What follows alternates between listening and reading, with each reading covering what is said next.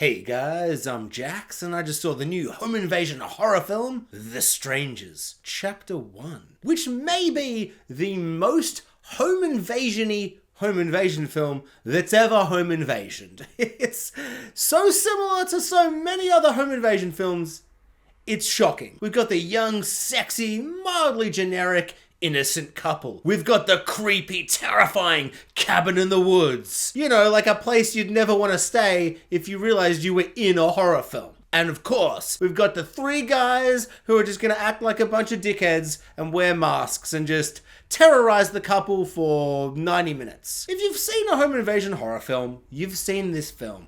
It is so reminiscent to so many other films, but just like kind of not as good. It really reminded me of one. What was the name of it? That's right.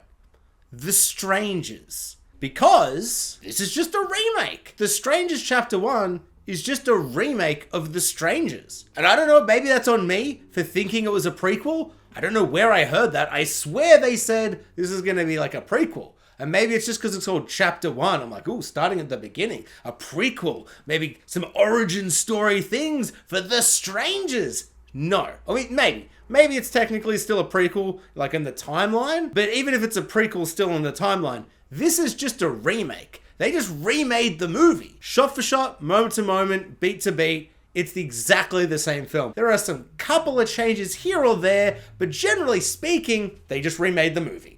Which is fine if the movie was old enough to, like, warrant a remake. I don't think it warrants to be remade yet. Like, sure, some prequels, sure, a bunch of worse spin-off sequels, whatever.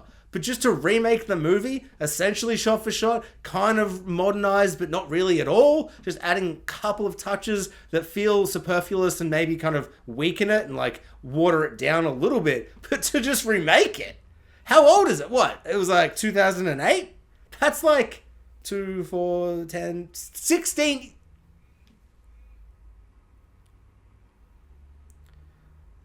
Okay. I've just realized something. The movie's 16 years old. It's way older than I thought. Which, once again, makes me horrifyingly aware of my age. Not to say that I was like a teenager when that first movie came out, but I was, and now not so much a teenager. And I'm now realizing maybe my issue with it being remade is like a personal thing, because time seems to have passed. And it's 16 years later, which is kind of like about as long as they wait to remake something. I just not comfortable with how old I feel right now.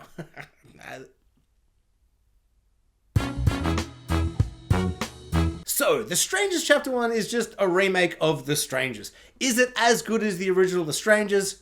No, I don't think so. I think a bit of that kind of raw authenticity, and maybe it's just because that one came first and it was kind of shocking and surprising, but I feel like by even just doing the same things, certain moments don't play as well. Maybe I'm misremembering the first one, but I feel like the characters didn't make so many dumb decisions. I don't know, this film, maybe it's just because it is so many years later, to see these tropes and these cliches play out in this film felt so frustrating and so annoying, where it's like, haven't we come past this? The kind of things that happen in this film and the things that our main characters do, I feel like belong in like a parody, belong in like a Scary Movie 43 movie rather than in an actual horror film, or maybe in a bit of like a cabin in the woods kind of satire. But in this type of film that is so deadly self-serious and so grim and dreary and so bleak and so unflinchingly, relentlessly like kind of mean with very little hope,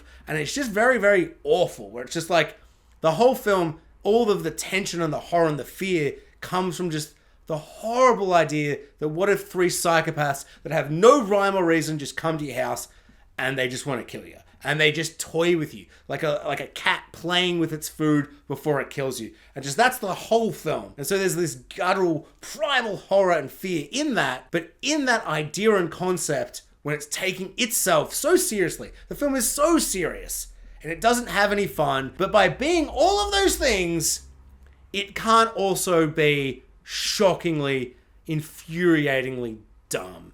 This movie is so dumb. It is painfully dumb. It feels like it was written in the 80s. It's embarrassing. It's embarrassing how dumb some of the moments in this film are. This film has two main hero, for lack of a better word, characters. And one of them has asthma. They have an asthma puffer. And oh boy, if you are sick of rolling your eyes at the contrived, stupid, dumb ways this character misplaces, drops, or loses their asthma puffer in a horror movie, this film will kill you. This film killed me. There was a moment where the asthma puffer fell out of his pocket. Out of his pocket. His jeans pocket. I don't even know how it possibly happened. It made me so mad. And maybe it fell out of a different pocket in his body, and I just presumed it was in the jeans pocket. Because you'd put it in your jeans pocket, so it couldn't possibly, under any circumstances, fall out of your pockets. My least favorite thing, and I love wearing shorts, but my least favorite thing about wearing shorts is that the pockets aren't like jean pockets. They're not tight. When you put something in your jean pockets, it's secure. It's safe. No asthma puffer is falling out, no matter what kind of contrived situation you trip and fall in. It's not. And I repeat, it is not falling out.